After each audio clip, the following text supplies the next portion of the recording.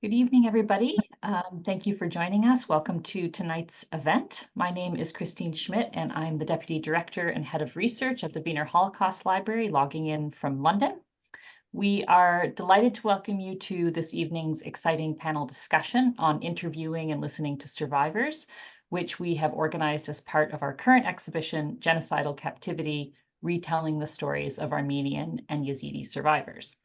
So this exhibition has been co-curated by Dr. Rebecca Jinks and myself for the Holocaust and Genocide Research Partnership, which is a collaboration of the Holocaust Research Institute at Royal Holloway, University of London, and the Wiener Holocaust Library. And through our activities, we seek to make new scholarship more accessible and to open up opportunities for exchange between scholars and different publics. So our activities are generously supported by the Ernest Hecht Charitable Foundation, and also in this case, the UK Arts and Humanities Research Council. Tonight's panel will discuss a number of issues related to the different contexts in which survivors have spoken and in which their experiences are heard and retold. Before I hand over to Becky to say a few more words about the exhibition and why we've gathered this particular panel of experts, who I think between them have had many decades of experience listening to and interviewing Holocaust survivors, just a few notes of housekeeping. We are recording the panel, but your camera won't appear on film. If you have any comments or questions, please do share these in the chat. You'll be muted throughout the entire event just to minimize interruptions, and we will try to pick up as many questions and comments as possible. We've also enabled automated caption, but please note that it isn't always accurate, and so it doesn't always capture the words of the speaker accurately. If you have any technical difficulties, please write to me or to my colleague Tom, and we will try to sort those out. And if you have a question or a comment to make, please direct those to either me or to Rebecca Jinks, and we will try to feed those into our panel throughout. So I'd like to hand over to Becky, who will say a few words about the exhibition and briefly introduce our panelists before we get started. Dr. Rebecca Jinks, who I keep calling Becky, I should just note that's who I'm talking about, is a historian of comparative genocide and humanitarianism at Royal Holloway, University of London. Her current research project, Genocidal Captivity, is funded by the AHRC and explores the experiences of Armenian and Yazidi women genocide survivors in 1915 and 2014. So Becky, over to you. Thank you, Christine. So, okay, this panel, I mean, it really arose, I think, for a couple of interconnected reasons. As Christine's outlined, this is a research project which looks at Armenian and Yazidi female survivors of what I'm calling genocidal captivity. And really the first reason is my own primary research, interviewing Yazidi survivors of ISIS genocide, which, I did last year. I went to Iraq and interviewed 15 women in a kind of oral history format. So I've been reading about and watching oral history, mostly Holocaust oral history, for maybe a couple of decades now. So when I traveled to Iraq to interview Yazidi survivors, I mean, certainly a lot of the methodology and the debates derived from Holocaust studies are things that I took with me. And likewise, when it came to putting this exhibition together, there's a lot of oral history in it for those of you who've managed to see it or might manage to go before it shuts at the end of this month. The questions that we're asking there are very much about who gets to speak, who speaks for whom, when survivors speak, which of their words enter the public record in one way or another. And so questions from Holocaust studies were obviously very pertinent to our thinking. Those questions also are to do with what's the role of the interviewer, what's the role of the context in which testimony is being gathered. In actual fact, what is testimony? Where are its boundaries, and is testimony even the right word for it? How much control can the survivor retain over subsequent retellings of their testimony, if we're going to stick to that word for now? And what are the difficulties of reusing testimony as a historian writing about the past? So in other words, Holocaust studies was having quite a big impact on how I conducted my own research. And from the other angle as well, the Wiener Holocaust Library is known as a Holocaust library, but it also works on other genocides. It collects and has occasional exhibitions. So I think these synergies between Holocaust testimony and the work that I was doing are there, and it's interesting to explore those with three experts tonight. I will introduce them very briefly, and then I'm going to get them to kick off talking more about their own work. So Bea Levkovich is an oral historian, filmmaker, and photographer whose work focuses on identity, displacement, trauma, and loss, often through the lens of her interviews with Holocaust survivors and refugees. And she's the director and co-founder of the AJR Refugee Voices Testimony Archive and Sephardi Voices UK. Hank Greenspan is an emeritus lecturer in the residential college affiliated with the Social Theory and Practice program. He's a psychologist, oral historian, and playwright at the University of Michigan who's been interviewing, teaching, and writing about Holocaust survivors since the 1970s. And Annika Volker is Georgie W. Lewis Career Development Professor and Associate Professor of History at Washington University in St. Louis. She was recently appointed as the inaugural Asquith Family Associate Professor of Holocaust Studies at Carnegie Mellon University, and her book Pioneers and Partisans, An Oral History of Nazi Genocide in Belarusia, 2015, shows how the first generation of Soviet Jews experienced the Nazi genocide and how they've remembered it after the dissolution of the USSR in 1991. So those are the short bios, and I think it's actually better for me to ask our panelists, and we'll go in the same order, in alphabetical order, to kick off with, if that's all right, just to speak a little bit about your work and your own experience in interviewing survivors, because I think you can tell it much better than me. So if we start off with Bea, that'd be great. Thank you. Thank you, Becky. Thank you, Christine and Becky, for inviting me tonight and for giving me the opportunity to reflect on interviewing and listening to survivors, very important topic. Thinking about this topic, I reread parts of Lawrence Langer's book on Holocaust testimonies, and at the beginning he writes about an interview with Auschwitz survivor Mrs. B and her daughter. And he says, Mrs. B's testimony is marked by disconnection, quote, we're left in loneliness, as long as we live, we're lonely. And her daughter's comments stress connection, quote, as a child of survivors, I have connection to the rich cultural heritage which is gone. And to me, the topic of connectedness and disconnectedness is also important in terms of interviewing survivors. In a way, it's a contradiction. By creating a connectedness between interviewer and interviewee, the interviewer can capture a story of trauma, fragmentation, and disconnectedness. I've been asked many times how I can manage to interview so many Holocaust survivors and refugees. And my answer always relates to the topic of connectedness. If you manage to create a connection, then you're able to listen and ask the right questions. If as an interview cannot create this connection, and this happens sometimes because the trauma is too raw or for other reasons, then this is much more difficult. So let me just tell you briefly about my history of interviewing Holocaust survivors and Jewish refugees. I grew up as a daughter of 2 Holocaust survivors in Germany.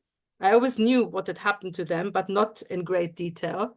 The journalist Marcel Reif spoke this year on Holocaust Memorial Day in the German Bundestag of a cozy code of silence. And he was thanking his parents for not talking too much and letting him have a relatively normal childhood. And I think I also grew up with that cozy code of silence. But I did study history and anthropology and then started recording my parents in the late 80s and early 90s. But at the same time, in 1989, I found myself in the city of Thessaloniki in Greece as an undergraduate student doing research in the Jewish community, which had been decimated in the Holocaust. Shortly after my arrival, I met some of these survivors. Of the survivors, only 1,000 people came back from Auschwitz and Birkenau. One of them was a man called Samuel Profeta, lovingly called Theo Sam, Uncle Sam in the community. And I was told that he had been experimented on by Mengele, and he told me that he made an oath in Auschwitz that if he survived, he would dedicate his life to children's education, which he did. When I asked him about the deportation of Thessaloniki in March 1943, he told me, quote, we went to the Konzentrationslager in March 43. Every week, 3,000 people arrived in Auschwitz, very few for work, and the others were sent to the crematorium. It is very difficult. I feel sick when I speak about the Konzentrationslager. A few minutes later, he said, I cannot speak much because I get sick from this story. Do you understand? And soon after, he asked me to stop the interview. When I returned in 1994, 5 years later, for my PhD research, I interviewed him again, and at this time, he was able to share some more of his story with me. He told me that his mother and 2 sisters were murdered in Auschwitz and that he weighed 27 kilos when he was liberated. After 5 minutes of talking about his camp experience, he said, quote, "That's the story from the concentration camp," and moved on to the post-war time. I went along with his narrative and did not ask him for further painful questions about his experiences at Auschwitz. As far as I know, no other interview with Samuel Profeta was ever conducted. I wanted to share this story with you as it illustrates the complex nature of capturing Holocaust testimonies. A life history testimony is deeply shaped by the interaction between interviewee and interviewer, and the fact that individual narratives and the questions asked or not asked are part of a broader national and communal collective memories and remembrance cultures and research interest of a specific time. Was it right that I did not ask any further questions, that I did not try to get more details? Another interviewee, Palomba Alalov, told me about her rape by Soviet soldiers after her liberation. She speaks about this in great detail and then continues with her story, which brings her back to returning to Thessaloniki. My questions pick up in the post-war time. I felt that the interviewee has to take the lead as an interviewee, I had to take the lead from the survivor, and therefore it was right that I did not press further. Would I do the same today? Probably yes.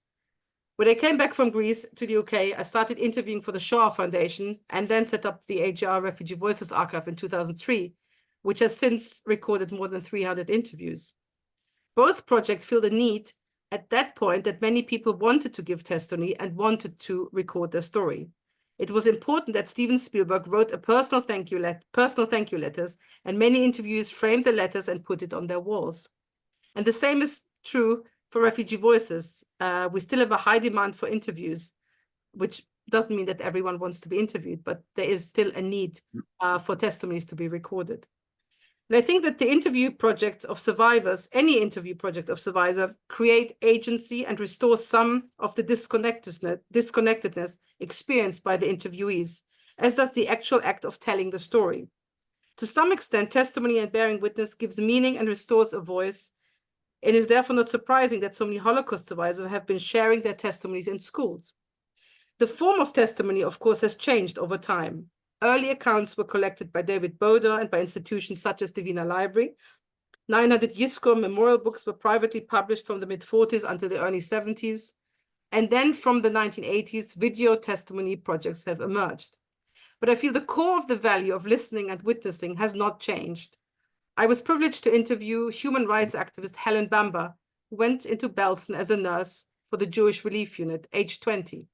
She told me that she sat on the floor with the survivors and they would hold onto her and dug their fingers into her arm.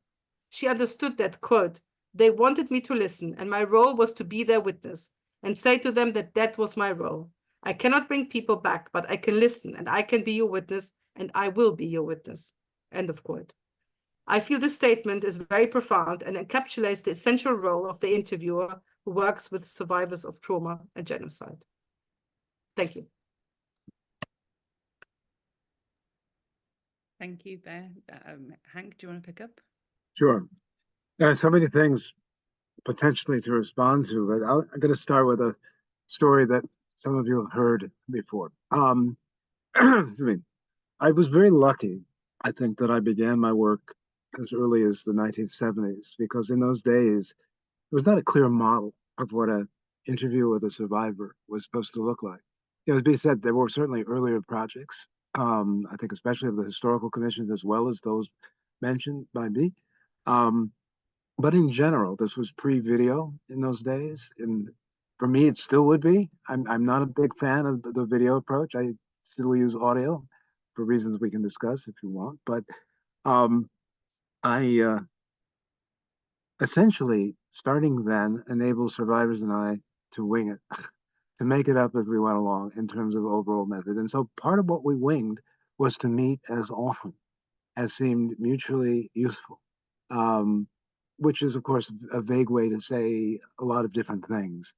But it was up to them primarily. Not only how often, but when, where. It was not in a studio. I should say also, my goal never was to create an archive. I was interviewing people on one level to interview people, and I had other questions in mind, especially the whole process of retelling itself has been central in my own work. How do survivors find what they anticipate will be both tellable by them and hearable by their listeners, which is an enormously multifaceted, multiply contingent process, to use a word we'll come back to. But in any case, in those days, people, not everybody, but many said in effect, so Hank, come back next week, we'll talk some more. So I came back next week, talk some more. For some people, that went on for months. So meeting with the same people 10, 12 times, with a few people, some people years, and with a few people decades. Now, it's not like with those folks. Every time we got together, we talked about the war. We talked about everything in life. We talked about relationships. These were full relationships. So we talked about, name it, politics, girlfriends, food, holidays, and the war was interwoven with those relationships, which I think really mattered. I once wrote, I think it was an oral history paper called Let There Be Lunch. And what I meant by that is it wasn't just sitting there with whatever recording device and talking about what happened during the war. It was having lunch. And some of my beloved survivor friends were wonderful cooks, among other things. And, we all know that things that get said over lunch or in a car going somewhere are often different than what might get said when the recording device is on. Yeah. So indeed, that's what happened. Sometimes it was possible and appropriate to bring back into the formal recording some of what was shared off record, and sometimes it wasn't. And of course, one respects that. The other thing that I guess I'm almost too known for is that it's not that I take an issue with the term testimony. I think for documentary purposes, whether historical documentation, obviously for trial documentation, testimony is exactly what you want. This I witnessed, this I experienced. Yes, it's about declaration. But when you meet with people over this kind of time, my way of saying it is it's about exploration. Yeah, it's about learning together. To quote a survivor, I'll quote every 5 minutes. My beloved Agi Rubin is one of the people I met over 30 years. We wrote a book together, and she once said, this has been a kind of mantra for me, whatever I think I'm teaching, I'm learning at the same time. We're learning together. And that's true. In the very process of retelling, my word, she would think of things, begin to understand things, reframe things, recontextualize things, new things would arise. As someone else once said, how can I tell you what I know if I haven't told you what I know, right? As we all know that in writing, right? New things happen, new ideas, new understandings. So this is collaborative with a vengeance, I would say. It is inherently a process of what goes on between people. And certainly that was true in general between survivors and myself. And of course, survivors, like everybody else, have a repertoire of stories and accounts that they're used to telling. Again, Aki once talking about her Shoah Foundation said, well, I gave him the usual spiel. We all have usual spiels about certain things, right? We have our repertoire for occasions. How did my surgery go? What's up with whatever? And we have a usual spiel. And we might provide that. It's not exactly an interview, it's more like a performance. And then what happens after that is what happens after that. There's nothing wrong with it. It is what it is. Yeah. It's just important, I think, to keep in mind that whatever we get is what we're getting in that place and time with that person in that moment. It's not infinitely malleable. It's not infinitely contingent, of course. People don't say I was somewhere usually where they never were or couldn't possibly have been. Usually. But it's so multiply contingent that personally, even though I have great respect for, say, Noah Shanker's work, and Noah was a student of mine a million years ago, and others who've really tried to talk about context of contingency, and Hannah Polingale, my own view is it's so multiple. Yeah. And again, it's true for all of us. Most of what happens to us in life, we never articulate to anybody. Okay. I mean, it is what it is. Well, again, whether we're survivors or not. Last thing, which has become, I think, really important.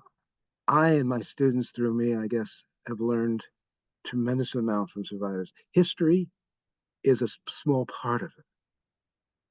I say in my own work, oral psychology has been just as important. You know, the survivor's own take on whether this trauma stuff means anything, as far as they're concerned. Does the survivor guilt stuff mean anything? It's oral philosophy, it's oral theology, it's oral everything. It's the questions we often most want to ask survivors. So how do you get up in the morning, right? It's not how many, whatever. But despite, not aside, along with whatever I learned, the key is what B said. The key is the relationship. And, you know, we have all these reasons for, quote, interviewing survivors. It documents, and these are good, real reasons. Documents the crime. Some I agree with, some I don't agree with. It helps them, whatever. But the main, we don't need any of that extra stuff if we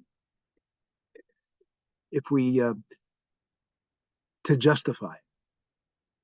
The sufficient reason to listen to survivors is to listen to survivors, just as it would be to listen to anyone who's gone through hell, getting a little message about AI, and come out the other side. Yeah? So that's the core of it. The relationship is not only a means to learning more, it is part of the end itself, the central part. And I'll stop there. Thank you. I mean, there's already so much to pick up on, but I'm going to refrain for now. Annika, give the floor to you. Yeah, good evening, everyone. At least it is evening here, depending on where people are watching from. I'm currently in Freiburg in Germany.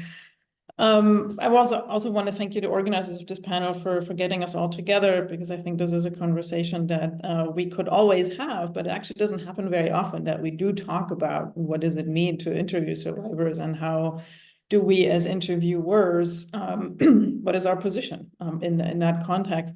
So I want to pick up on a few things that both Bea and Hank talked about in terms of positionality and context, because I think these are some of the things I've been thinking about very deeply as someone who came to St. Petersburg, which is where I did my first interviews with Holocaust survivors as a student in her early 20s, in the early 2000s.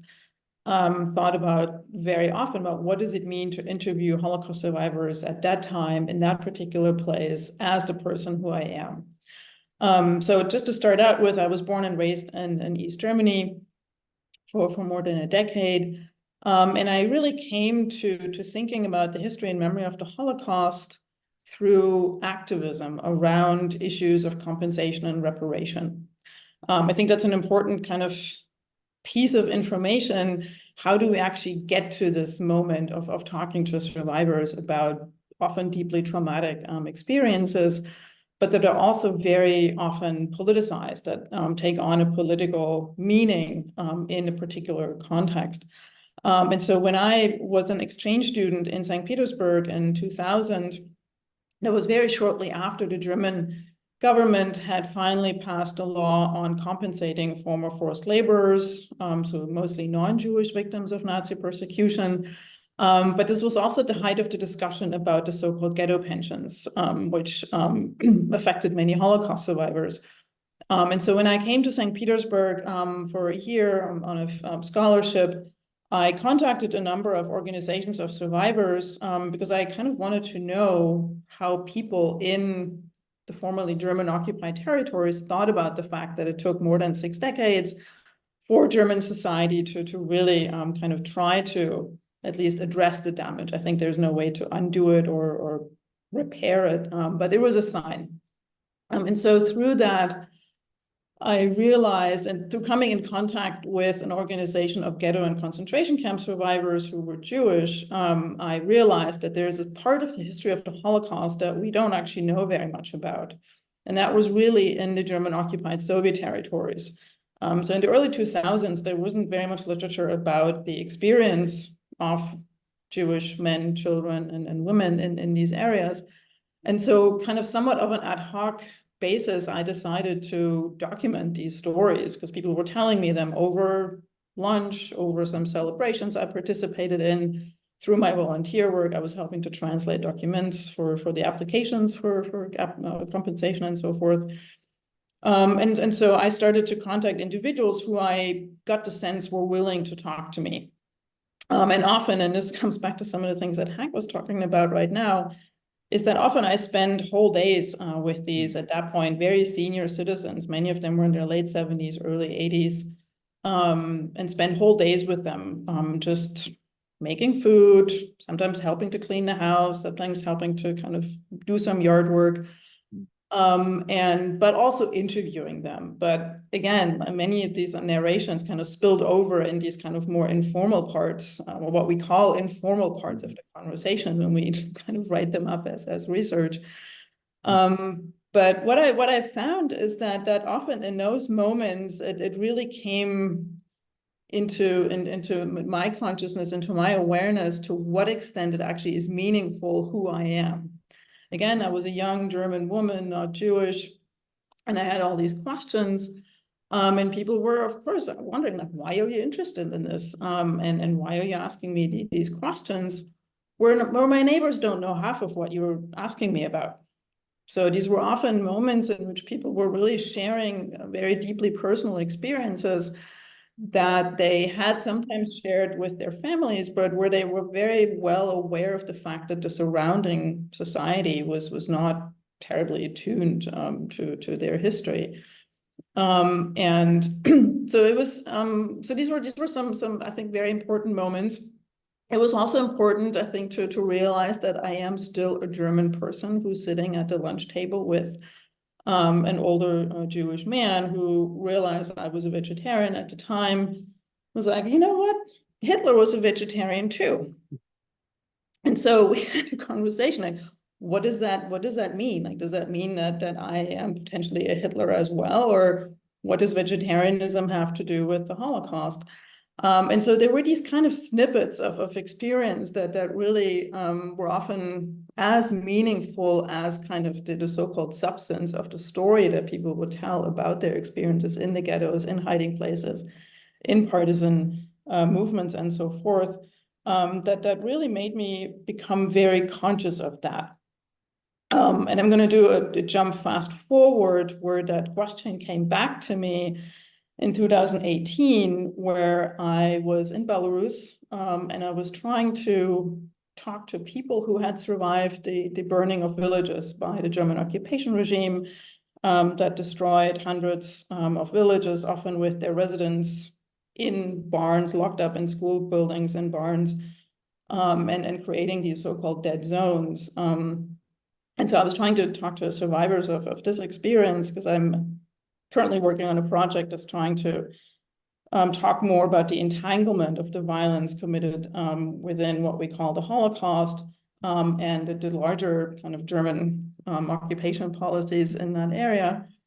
And at that point, I was often introduced as the American, because I was now living in the United States. People knew I was a professor of history in St. Louis.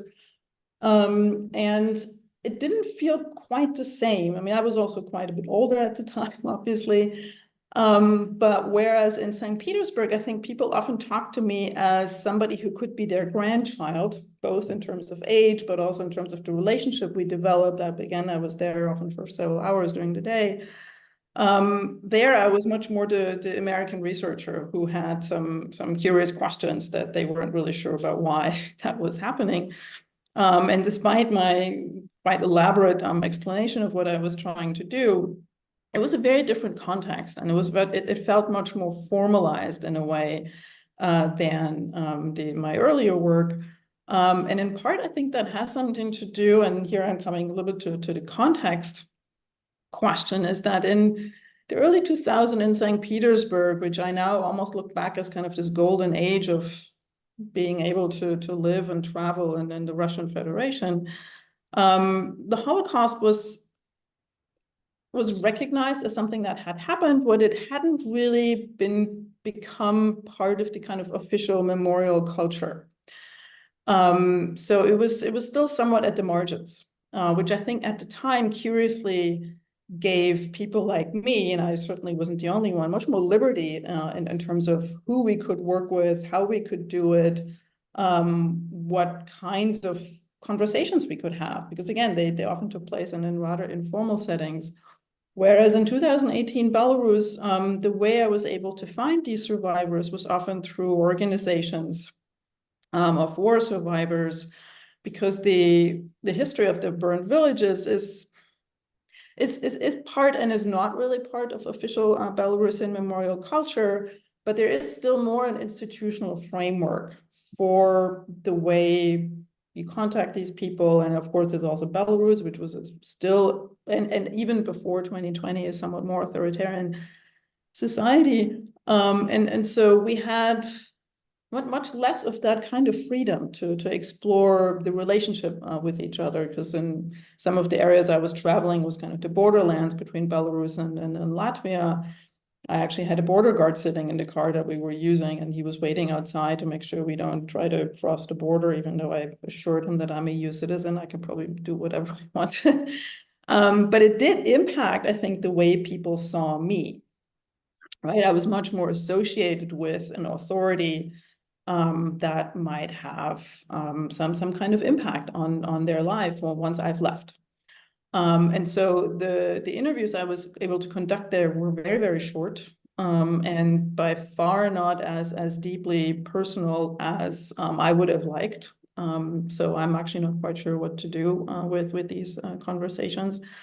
But it certainly made me think about positionality and context in very important ways that we've often, and Hank already mentioned that, often talk about in terms of the visual history archive and how institutionalized and how kind of big of a project it was and how that impacted the interviews. But even in these kind of small scale interview projects that some of us are doing kind of on a more individual basis, I think there's always very distinct context and factors and kind of conditions that we create and that are being created for us in some ways that I think really shape what we can access in these conversations.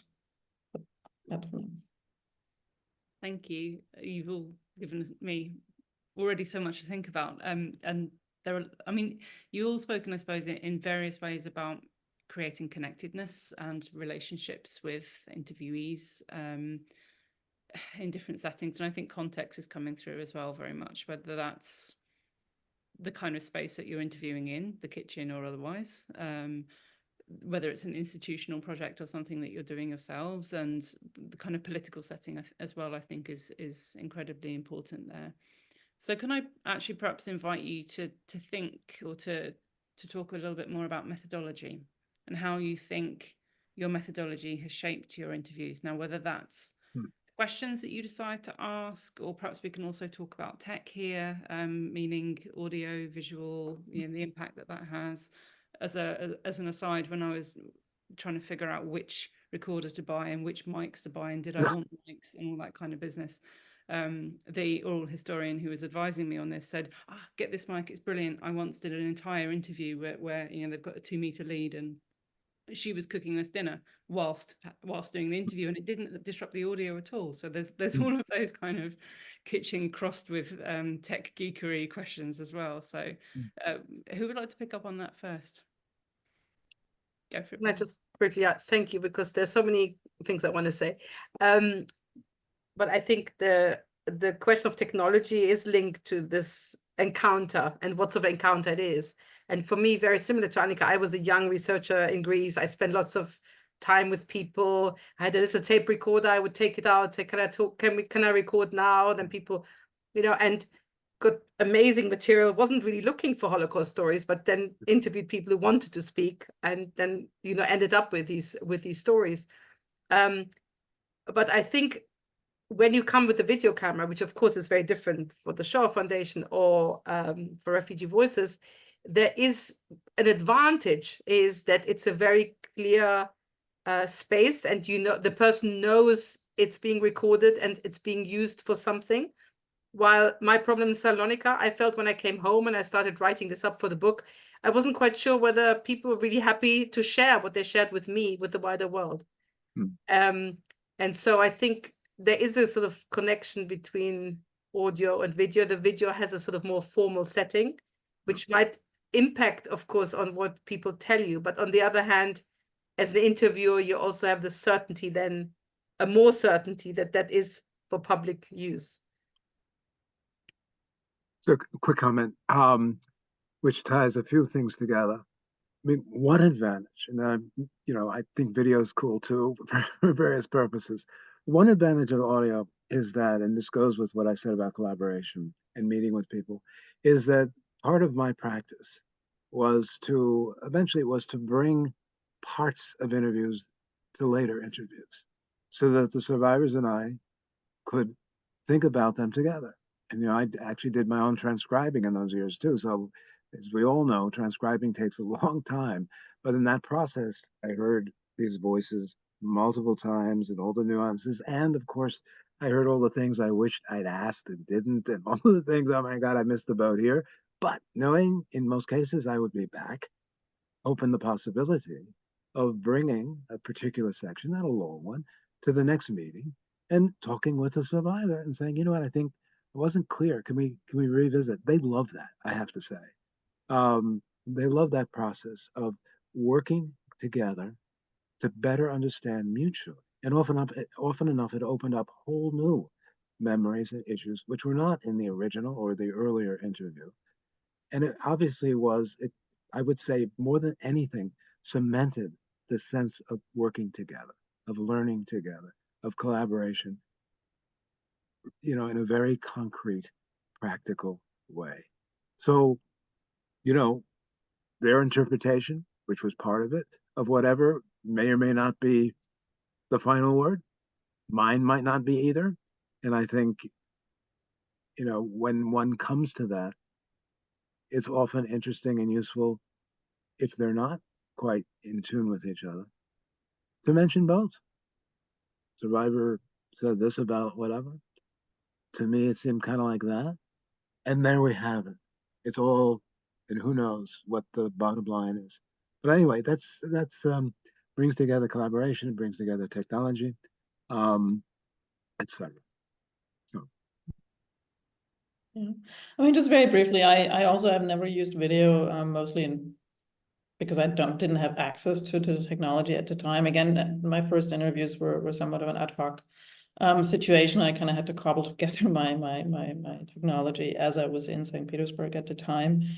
But I also found that just having a little kind of audio device sitting on the table and not kind of interfering very much with the flow of the conversation was actually quite useful in hindsight.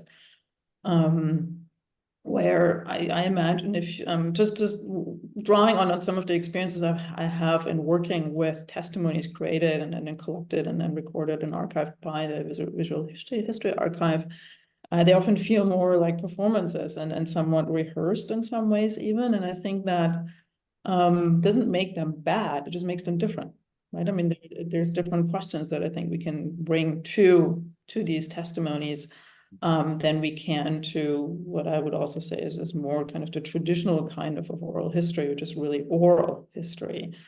And so I was actually often very glad to only have these kind of small devices sitting there, often, or sometimes, of course, that also failed. I've had several interviews where the recording didn't work out quite well, and so that's very sad. So those things happen as well. The other thing I've noticed that some of the people I was working with in St. Petersburg in the early 2000s had been interviewed by the Visual History Archive and then had been given tape or the recording of the interviews, but didn't have any device to watch it on. So they were quite mystified by what they actually had done and what was the product of this conversation. I found that somewhat troubling at the time. And the flip side of that was that one of my favorite moments in the whole experience in interviewing survivors in St. Petersburg was when Rita Kajdan, one of my interviewees, asked if she could listen to her voice. So I could do that because I had the recorder right there. We just fast went back on the tape and she listened to herself telling her own story.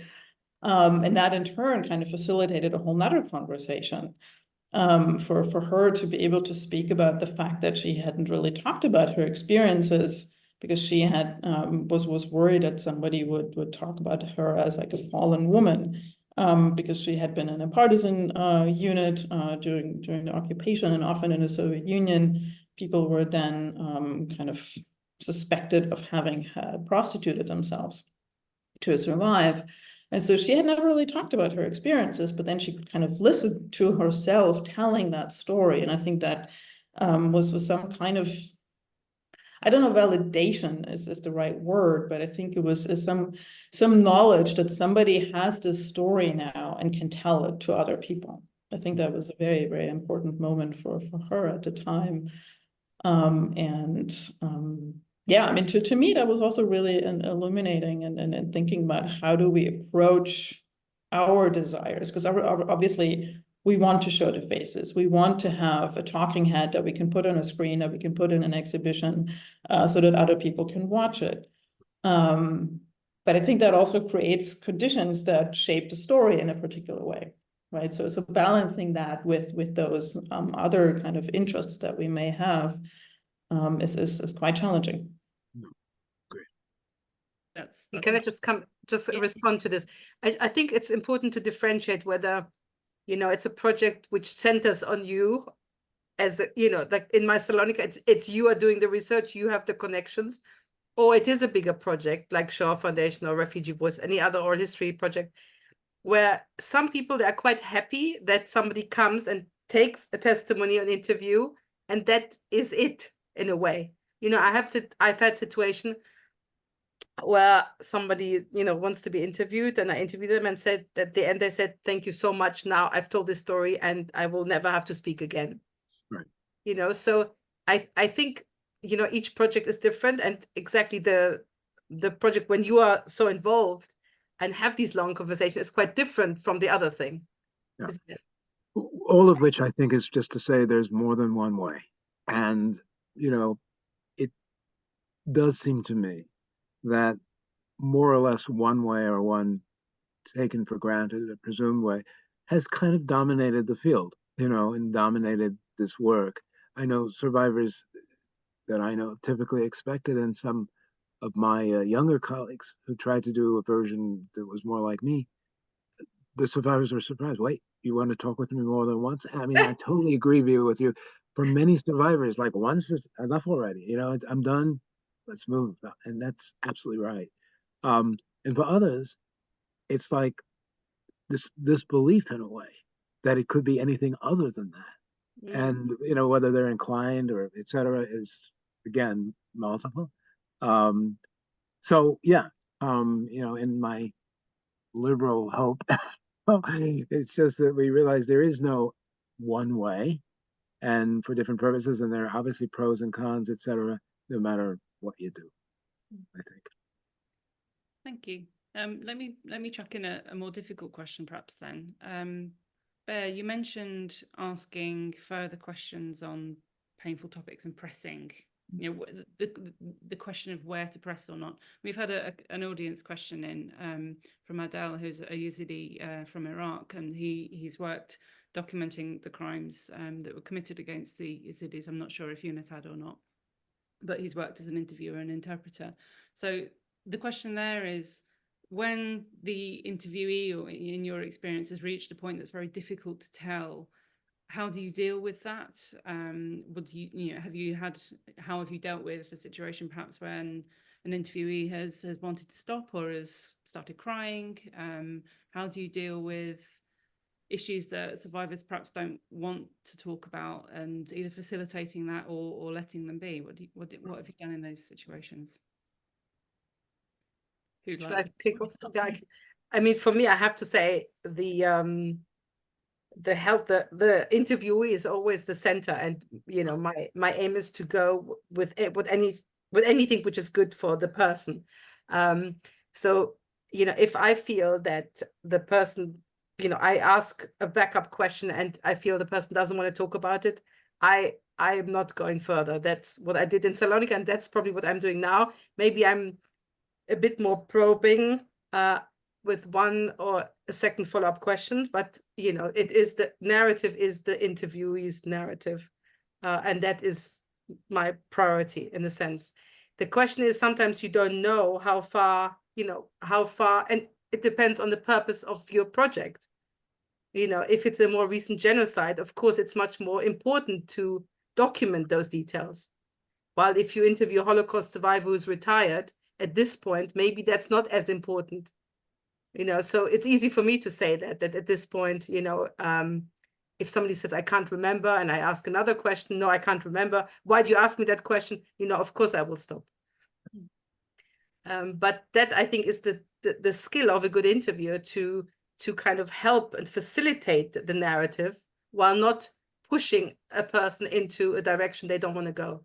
Sure. And some years ago, I had the opportunity, actually, we interviewed a lady, a Kindertransportee from Berlin, and there was a technical problem, and we had to re-interview her within a month. So we had a test case of 2 interviewers interviewing the same person. I was very interested in, what difference does it make? And the result was that it actually made a difference. The core narrative stayed the same, but other things changed. And the reason was that the first interviewer almost didn't want to go with the agency of the interviewee. She wanted to talk about her father, and the interviewer tried to kind of stick to the chronology, and it didn't work.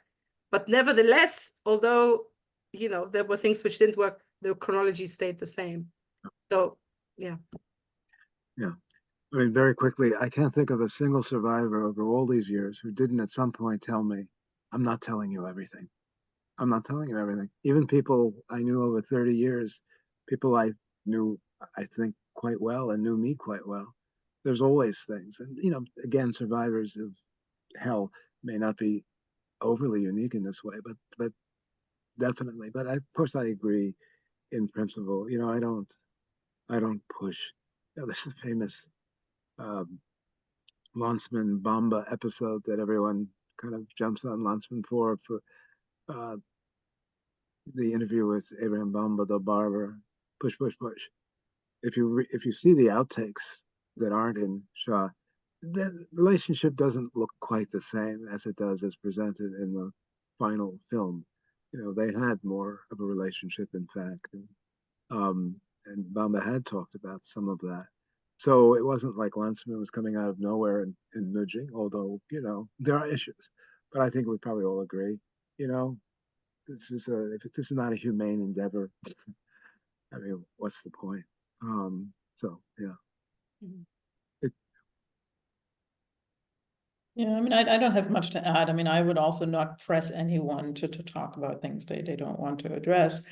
I did find, though, that and here it was a privilege that I was able to go back a few times and interview people multiple times, but it was usually in the summer months, that it was often like a year or sometimes even 2 years in between the conversations we were able to have.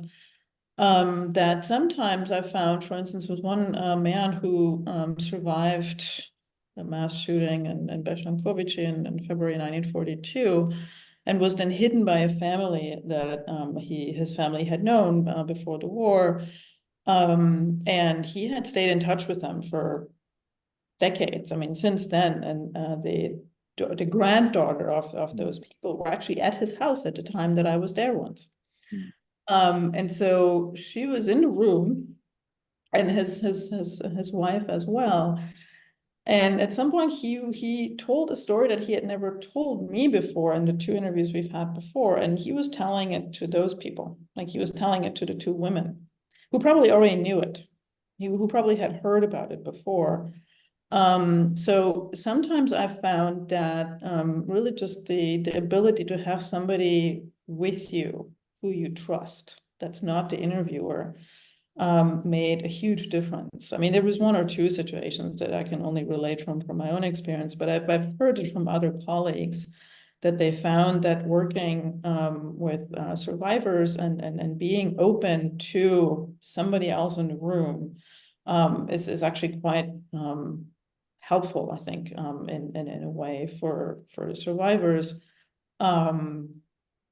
I don't know that it lessens the pain, but I think there is a different security maybe there in the environment that allows them to share things that are really painful, that are really difficult. And so that's another moment where I wonder if the Shoah Foundation would have been open to that, right? I mean, that's again, thinking about those institutional conditions is often really relevant as we are looking at the stories that we are able to learn from. It's always a setting of the stage, and some approaches indeed give less agency for stage setting. As a psychologist, I always felt everything was potentially relevant. Not just who else was in the room, but who else was in the house, which part of the house, where were we meeting, what was on the table, what were people wearing. This is again a sort of psychologist kind of training. It doesn't mean that I necessarily understood how any of these things were linked up, but often enough they did. Often enough over time, it started to make sense why we were meeting here and not there, why this book was on the shelf and not there. So this kind of stage setting, however it is done, can be very informing, not just the what is told, but the how, the whole context of the process of retelling.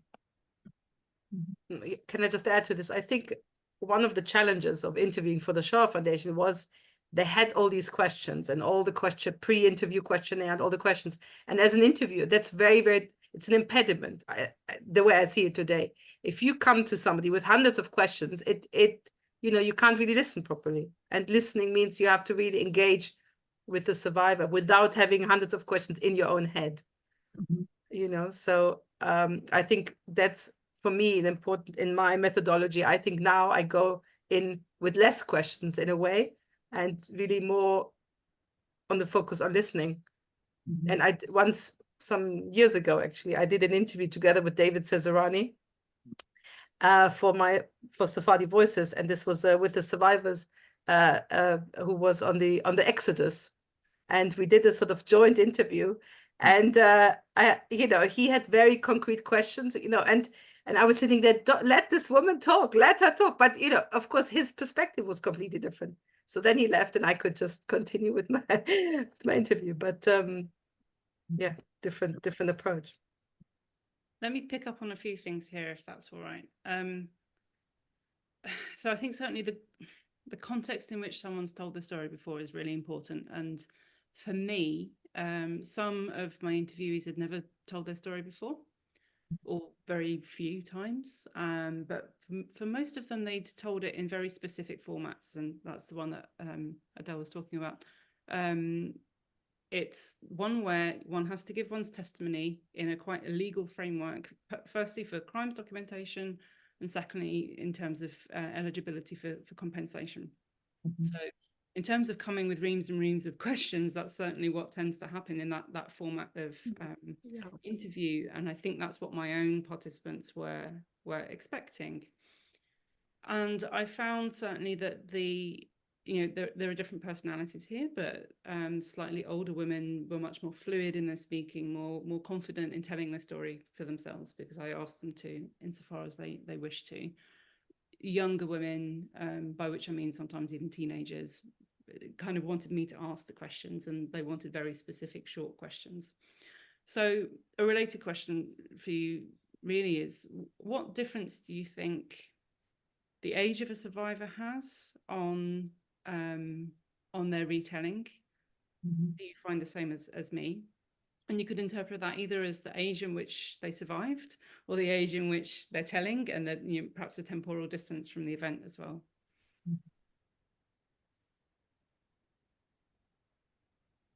Me? I have something to say. I can start. Yeah, I think it's, as I said before, very, very important, because the needs of the sort of testimony change, whether it's immediately after, and you can see, what happened in the David Boda, or in the written testimonies collected, which are short, much shorter, and give the facts, and whether, or you catch somebody towards the end of their life, where you can have much more reflection on impact, how the trauma impacted them. So that changes. But of course, the age of the survivor at the time shapes their experience. So, what is interesting for me, having interviewed many kinder transportees, with I think 85 kinder now in our AGR Refugee Voices archive, that sometimes you would think a young child can't remember, but they can, even 6 or 7, while an older child, 10 or 11 or 12, sometimes cannot remember. And especially in the kinder transport, I've interviewed a few people who you would expect they would have some memories, and they've just blocked it all out and can't. So of course age is important, because the experience you know, whether you were a younger child or you came to Britain as a 14-year-old and had then to do some domestic work, yeah, is very, very important. Yeah, I mean, in the realm of Holocaust survivor work, it's become almost a cliche, but like many cliches, there's truth in it, that the early testimonies when people were younger were also, there's a different historical moment. The documentation impetus was different. And as has often been said, there was more emphasis on rage in what people had to say, particularly vis-a-vis other victims, other Jews in this case, who they felt betrayed the people. A lot more in the early testimony about that, as well as in my experience, not having done it in those days, obviously, but having listened, more directed at the perpetrators in a more direct way. In other words, revenge fantasies for sure, although there was plenty of that in the later my meetings with people 30 years later, because they remembered and those revenge fantasies, and in some cases, actually actions. And certainly there was also talk about betrayal by fellow prisoners. But I do think it was more muted later on for reasons that we can, I think, pretty easily understand. You know? Mm-hmm. So the question of age, I think to me, or it dawned on me very late in the process. I realized many years into my project, as I was actually writing at the time the dissertation, and it dawned on me that who I'm talking to were actually children during the war. And that completely shifted how I understood their experiences. And I think it really was the disconnect between sitting in these living rooms with people in their late 70s, early 80s, and making that jump that they really are talking about their early teenage years took me quite a while. And I still don't know why it took me that long, but it changed my whole perspective. And I think it began to make sense in a very different way. Because then I also realized why people were so insistent on talking about the 1930s Soviet period in this very almost glowing light. And then I write about it in the book that I think the emphasis on the friendship of the peoples, on international solidarity, on interethnic community and friendship that they experienced before the war, like we know from research that it wasn't that uncomplicated. That it was actually quite problematic, that it was very violent, that there was repression, that there was censorship. And yet it was much more livable and peaceful than what came in beginning in 1941, when people were stigmatized as outcasts, as people who were not worthy of living, who were expendable, who were supposed to be killed. And so I think it was much more that contrast between what they had experienced in the pre-war period as youngsters, as young pioneers, and what came over them in the ghettos that really shaped how they remembered those early years of adolescence.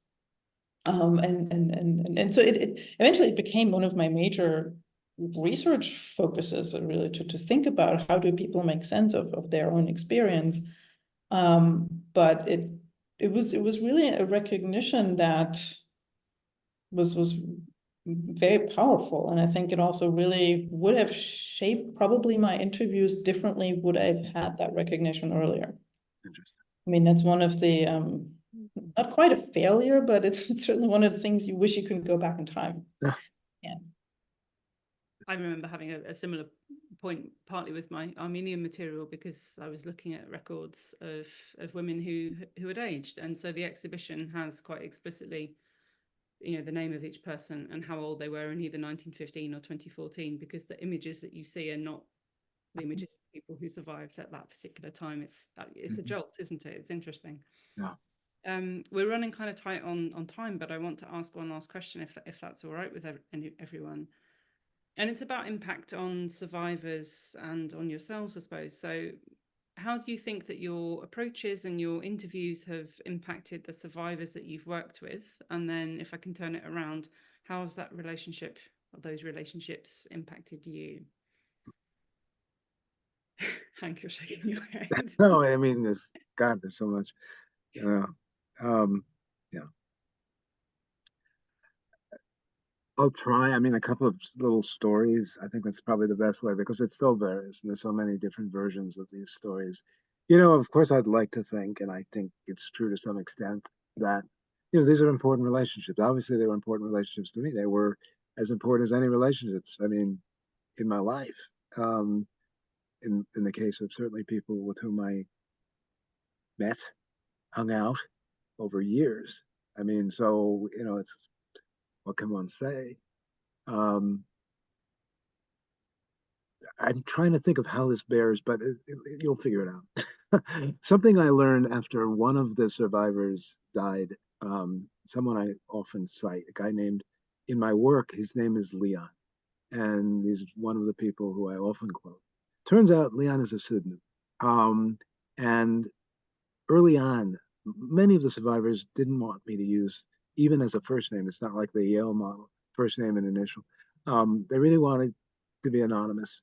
So I made up pseudonyms for everybody. And then people who became well known, like Augie Abe and others, I stopped. But Leon was always Leon. It's not his actual name. It's Henry, my name. But I learned after he died at Shiva, his wife told me, I love this story, even though I'm not sure how it responds. But he was he was not someone who liked speaking publicly much, and and he would describe how well the rabbi wants him to come for Yom HaShoah and tell a certain kind of story. Usually these days, resilience, spiritual and otherwise, and resistance. And he said it's not going to be reality for him anyway. But he agreed to go to a school for his grandchild.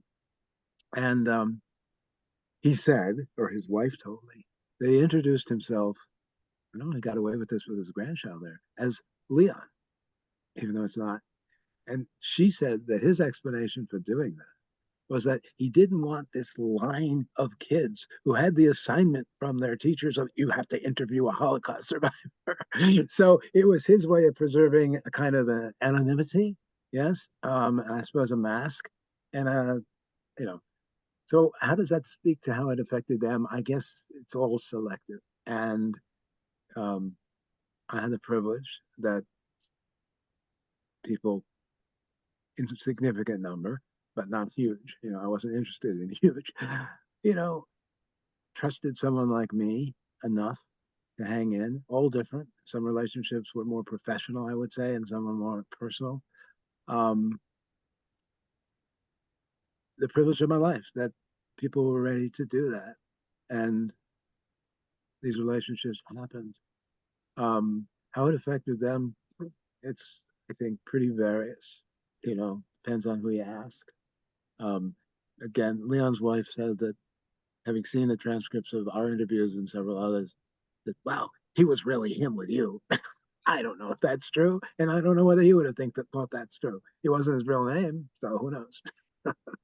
Whatever. Thank you. I think it's a difficult question to answer because you don't quite know how it affects people. I hope and know for sure that some people are very grateful that, you took the time to listen to them and then represent them. So, whether it's a film or an exhibition or a book. But, some people might not like what you've said or take issue. So, but I think on the whole, people feel very grateful that you've spent the time and listened to them. I think in terms of me, I feel, I have learned a lot from listening to so many stories, and also learned that, two people can have experienced the same thing and their life has been affected very, very differently. So this is not about facts. It's about how do we deal with what happens to us. And, it is not straightforward. So these stories are very complex. And I've, feel privileged that I could listen to them. And thirdly, I would say for my own self, I've learned about displacement, trauma, and rebuildings of lives. And, for me, listening to particularly German Jewish refugees, I said I grew up in Germany. I felt that I could learn and I could feel those deep connections people had to Germany, which I didn't have because my parents were, survivors who ended up in Germany. So for me, I could create a sort of connection of disconnectedness, or coming back to this issue of connection and disconnection. So it felt, listening to all, people's stories of growing up. Yeah, that was important to me. Yeah, I mean, I don't have to add very much. I think there's, I think it's quite obvious that most of the survivors definitely appreciated the fact that somebody was interested in their stories. And I think that really became knowable at the moment I was able to give them the book that I published. I knew that they weren't able to read it. Like I published one in German and then the later one in English. And it was clear that they would not be able to read it, but it was still important to me to say, here, this is the product of the work that we have been doing together. But it's also the way that your story is going to travel into the world. And I think that was exceptionally meaningful for many of them. That went far beyond the relationship that we were able to build, to know that there's a materiality to their story that is not going to go away when they die. So I think that was very meaningful, and I think that really is something that we as scholars really should acknowledge. That I mean, we always talk about giving back, and that it's often become kind of just the stock phrase, but there is a way in which you can actually and should potentially give back, and it can be a book, be a printout of an article. It can be very, very simple. I think that was definitely one important element that was important to me, to also make sure they see that we're not just doing this for fun and not just come visit every once in a while. In terms of how these interviews have shaped me, there's of course several layers. I mean, I think they have a deep emotional impact on yourself when you're listening to these stories that were often very difficult and very violent, and kind of processing that also it does take a toll, and I think that's something we actually should talk more about as scholars, as we're working with these stories. On the other hand, I think for me, it was confirming much of the criticism, especially of German memorial culture, in the sense that the stories people were telling me really had not been acknowledged sufficiently at the time, and I still think have not. And so it kind of only motivated me more in doing the work I do, and criticizing the politics of memory, the historiography, and kind of facilitating a change in the way we think about not only the Holocaust, but I think also about victims of systematic violence more broadly, because I think they often remain at the margins of society in very different ways. And last but not least, I can't deny that these interviews were formative for my professional career. I mean, I think I wrote my first 2 books based on this work, and they've determined in many ways the questions I'm now asking as a scholar, right? So I don't want to deny that experience was also very impactful on a broader scale than the personal relationship that I was able to develop with these interlocutors.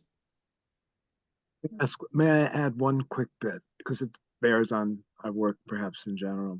I had the great good fortune of being very close friends with Sid Volkowski, who was a teacher mentor of Christine's. And Sid, historian, interviewed many of the same survivors as a historian as I did. When we would get together, I mean, it became almost a joke, not always a happy one in a family, because we would have the conversation.